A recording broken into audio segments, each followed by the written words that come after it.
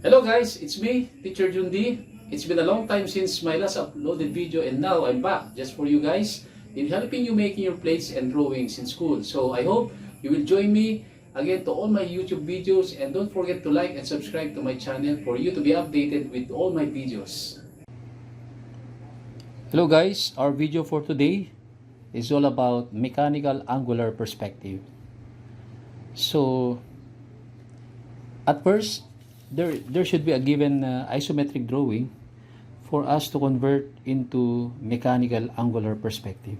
So this is the isometric drawing wherein we're going to get the top view as our basis in drawing the mechanical angular perspective. So let's start. First, we're going to draw the picture plane. So you just have to estimate the location of your picture plane. Draw a horizontal line that will serve as your picture plane. Okay. Alright, so this is now my picture plane.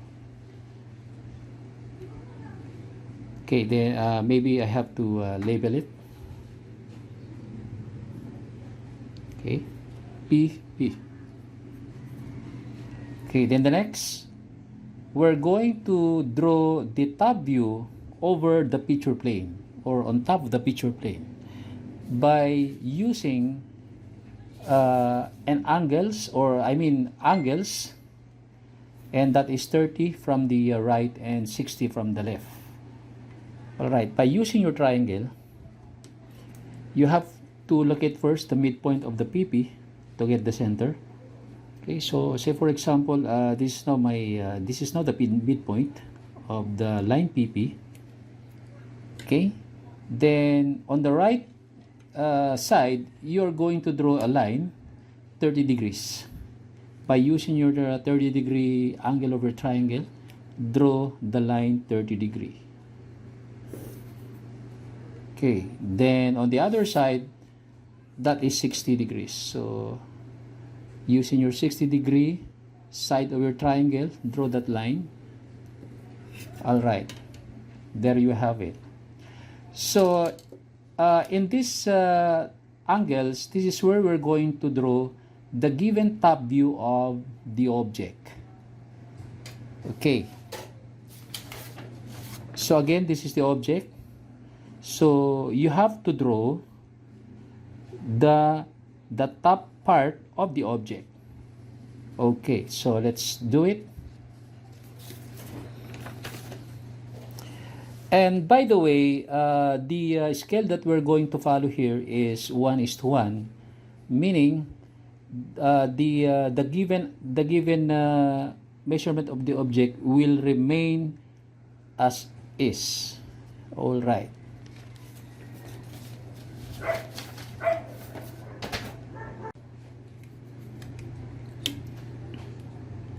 So the length is 55. So measure 55 mm by using your triangle. Okay, and the width is 50, or that's equivalent to 5 centimeters. Then you have to follow all the details of the object, the measurement. The length is divided into 2.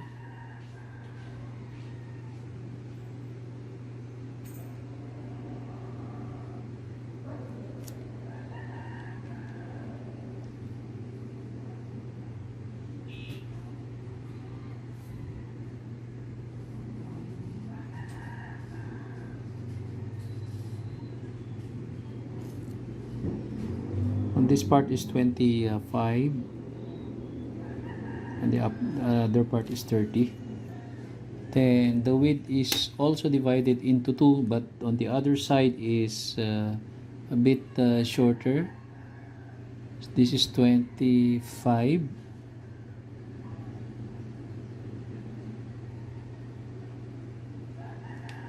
And there's a 5 mm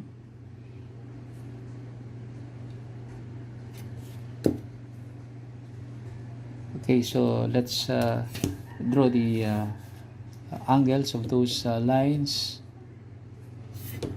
by using your triangle.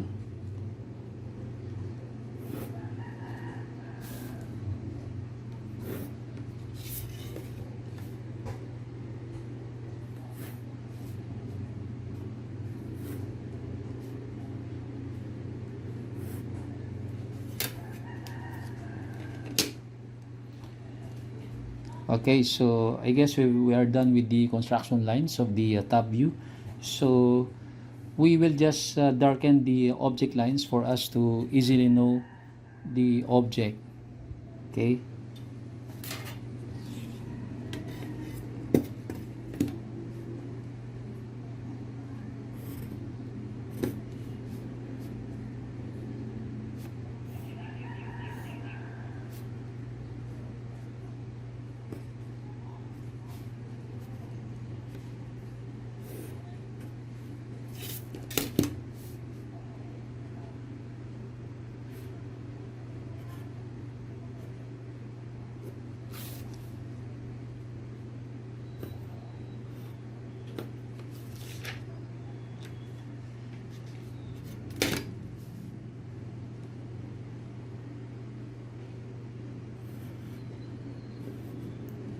Okay, so this is now the top view of the object, wherein this is our basis in drawing the angular perspective or the perspective view later on. All right, so the next would be locating the station point.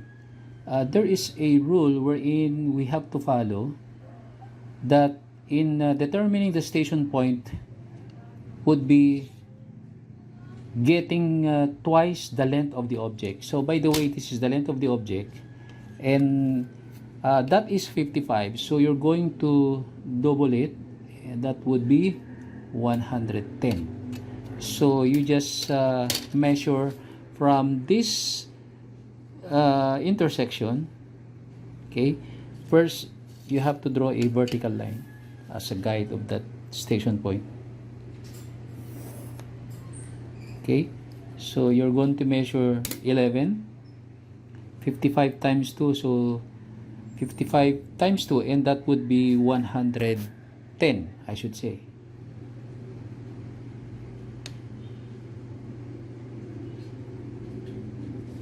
Okay, so this is now the measurement, or this is twice the length of the object that is being measured. So you mark this point as your SP, or station point. Alright, so from this station point, you're going to draw a parallel, 30 degrees, which is parallel to this side of the top view, intersecting the picture plane. Okay, you just lengthen the line, and also here on the right side, left side, would be 60 degrees, because this is 60 degrees, so same with this, 60 degrees, and that is already it has already intersection with the picture plane. Okay, but on the right side, it seems the picture plane is shorter, so you just lengthen the line. All right, so as you can see here, class, you can now see or the intersection of these two lines. Okay, all right, these intersections will serve as your temporary vanishing points. Take note, this is just your temporary vanishing point, TVP, and also TVP on the left side.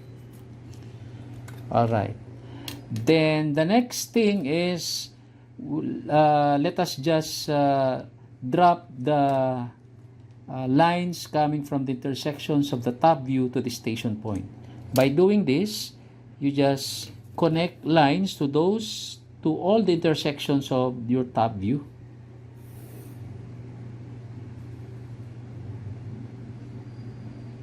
Okay, so you just follow this procedure. All the intersections that can you Find the top view.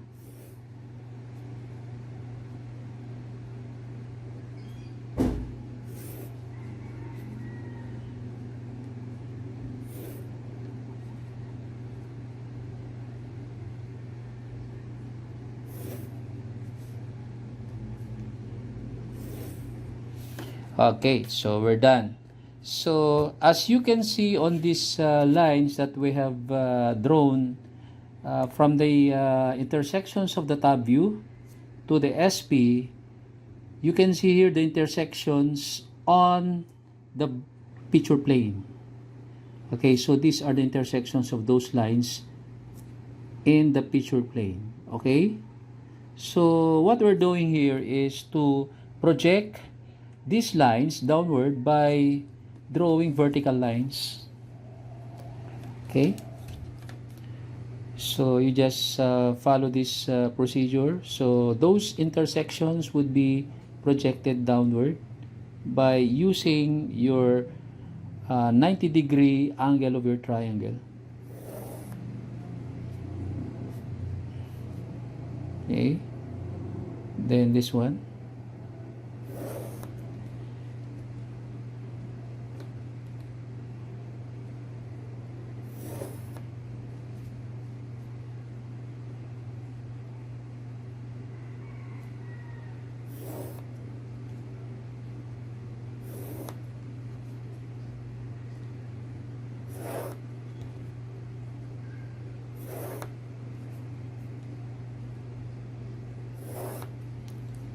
Okay.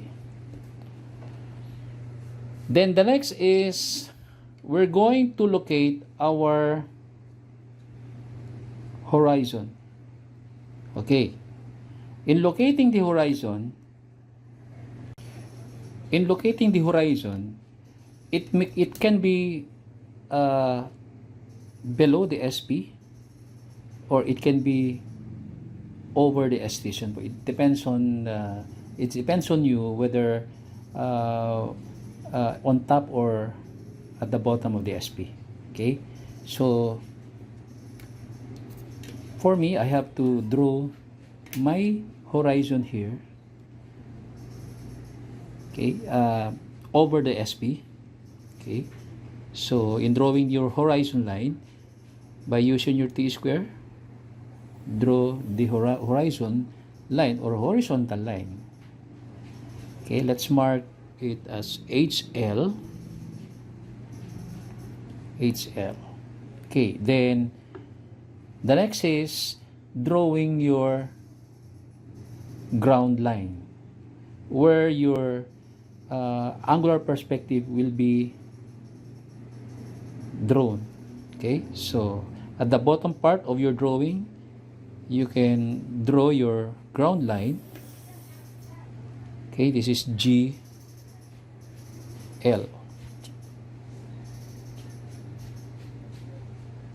Okay. So the next is we are going to locate our vanishing points. By the way, a while ago, we just drawn the temporary vanishing points on top.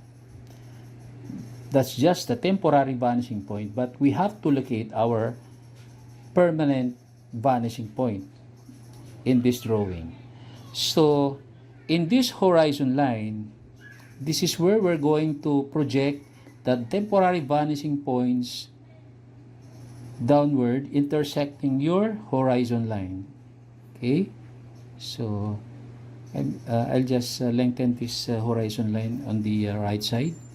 So by getting your permanent vanishing point, okay, so you just project the intersection of the top vanishing point or this top vanishing point downward using your 90-degree side of your triangle.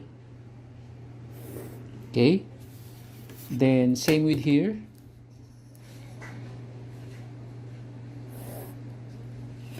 Okay, so this is now the intersection, and this will serve as our vanishing point to the right and vanishing point to the left.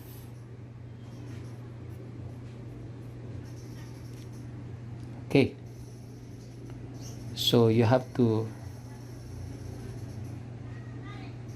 mark these intersections as your vanishing points. Then the next is we're going to draw now, or draw the vanishing uh, the lines from the ground line to the vanishing points where our object perspective will be revealed.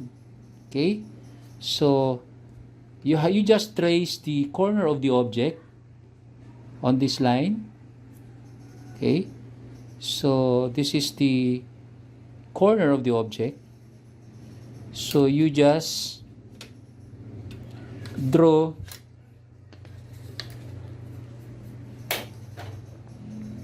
a draw line. This serve as your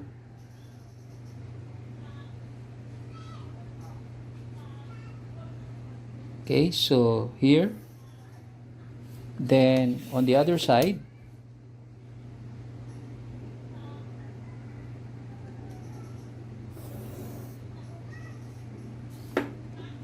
okay, then by the way, in getting the height of the object, we should draw first the side view of the object. So let me draw first the side view of the object before continuing this.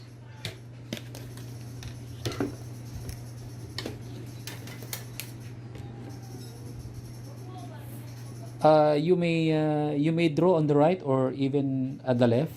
It's just the same. The only purpose of drawing the side view of the object is to serve as the basis in getting the height of the angular perspective.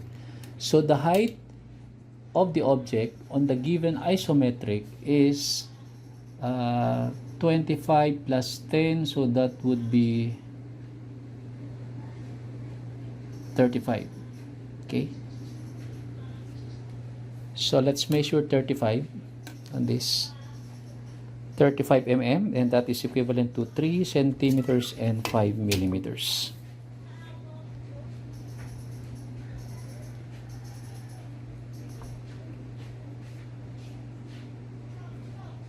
Okay, so I'll just draw a horizontal line on this height.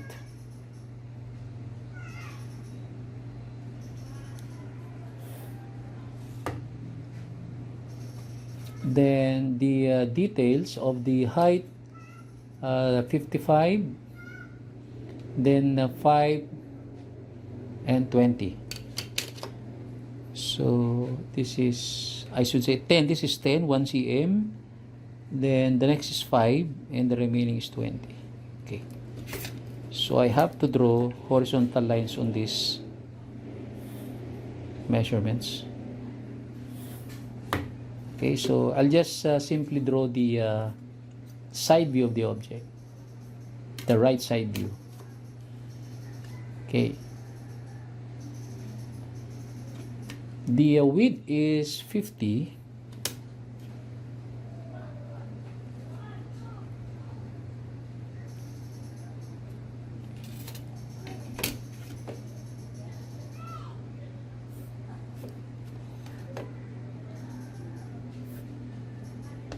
And that width is divided into 3.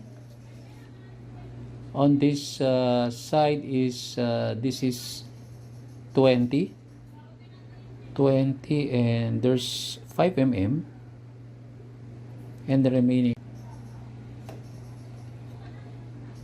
Okay, so I'll just draw the construction lines on this view.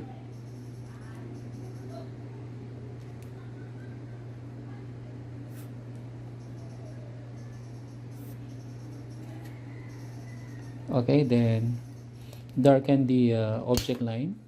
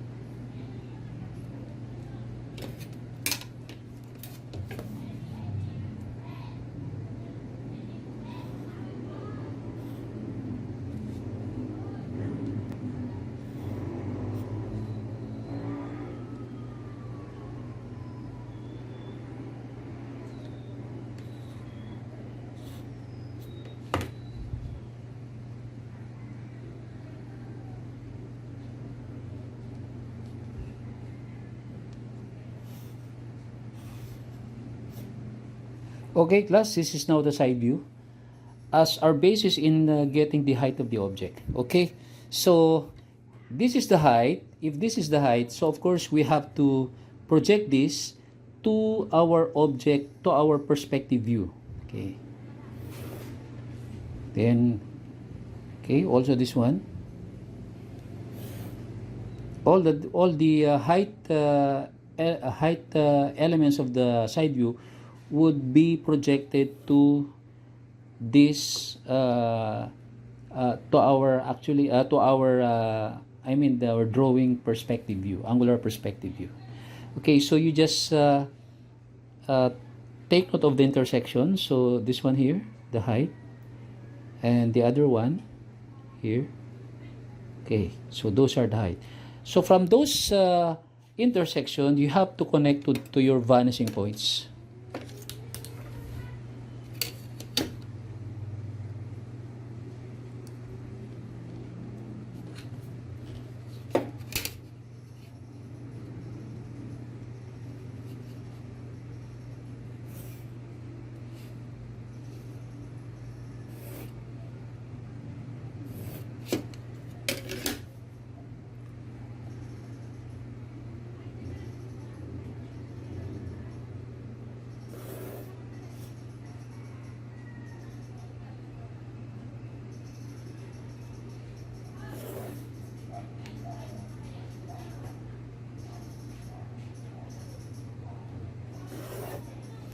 Okay, so we're done with the height of the object, and the next is we're going to project also, we are going to check the intersections of these lines to the vanishing point to the measurements coming from your top view on the width and the length of the object. So you have to determine those intersections. So as we can see here, we have this intersection here as the width of the object. Okay, then also here the length of the object. So you have to project that to your vanishing point. So on this width, this would be on the vanishing points to the left. Okay, on the length of the object would be projected on the right vanishing point. Okay, this is just similar in doing our isometric view, wherein we have to draw first the isometric box. So it's a bit similar in determining or in drawing this perspective view. Okay, so the next is okay. Okay, let us check on the top view. So I forgot to connect this on the station point. So let me just connect this one. Okay, then the intersection to the picture plane, I'm going to drop that, project that downward in getting the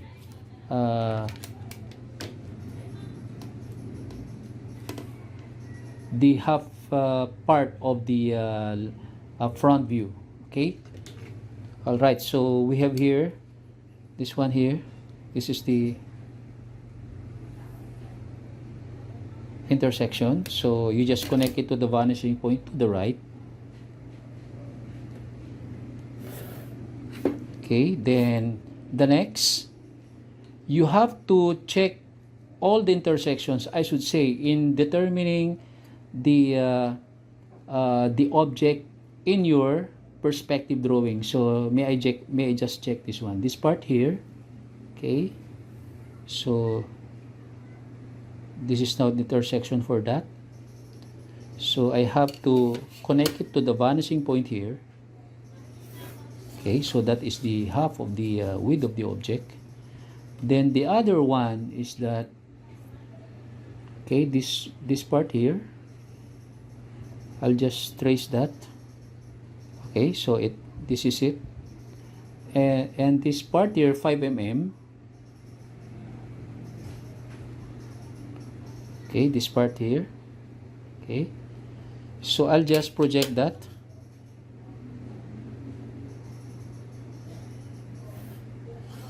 Okay. Then the next is we have to check, of course, the height of the object. Okay, let me just show you the given view. Okay, this part here is 10 mm, 10 mm. So this is it. This is the 10 mm, and this is now the intersection for that, and I have to project that to the vanishing point to the right. So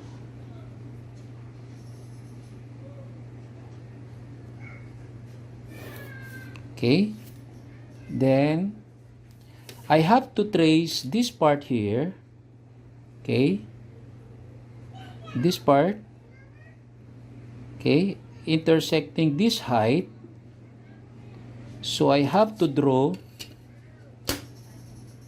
a line to the vanishing point. Okay, then this height here will also be projected to the vanishing point to the left. Okay, same with here. Okay.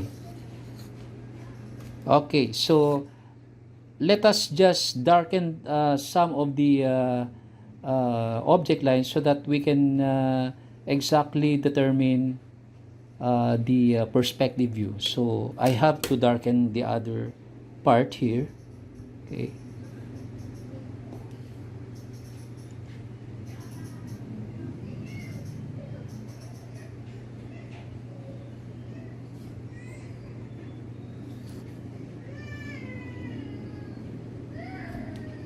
Okay, then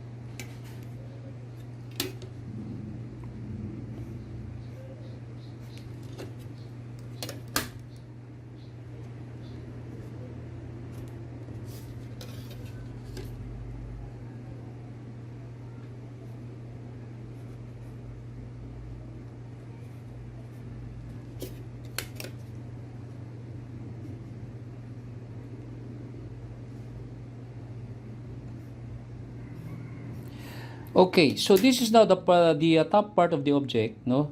By the way, I forgot to I extended this line, so I have to erase that.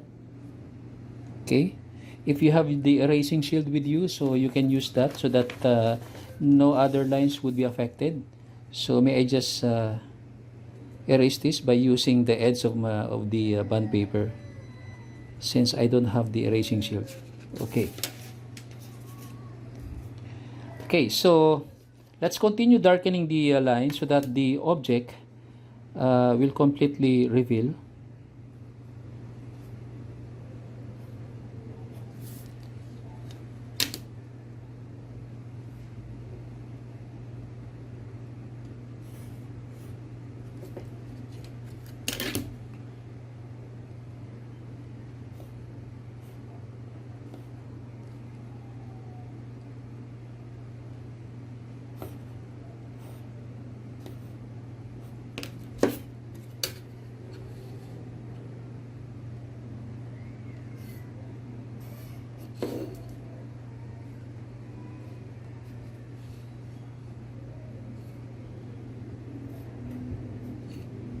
Okay, class. So this is now the angular perspective view of the given isometric drawing. So as you can see, class, this is the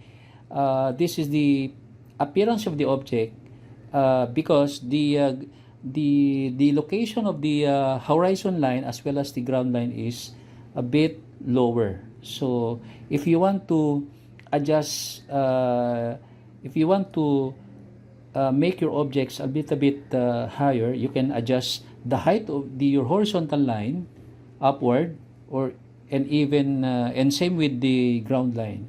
Okay, and that would be an option for you in drawing the angular.